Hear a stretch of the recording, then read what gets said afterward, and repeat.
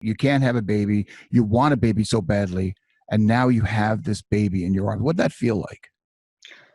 Well, it's funny. I think, most people would expect you to say, it was love at first sight. I was just overwhelmed. It was so beautiful. It was a moment of panic. You're like, oh, wow. Okay. And, I think it was like, okay, now what do I do? Suddenly you realize what you really don't know, which I think any new parents probably feel. But because when you're adopting, you're so in this forward motion of wanting to make it happen, you sometimes don't have time to think about, well, what's it going to be like when that second arrives? So it was definitely a moment of panic, but and then it was overwhelming love. She was just beautiful. We needed to form a relationship with her.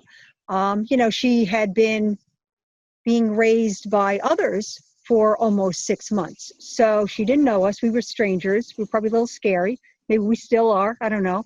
But so we had to kind of develop a relationship with her. I always used to hear arguments taking place about somebody that my mother wanted to find as long as she lived. And at 9 or 10 years old, I had no idea what that meant. All I knew was that it was an argument.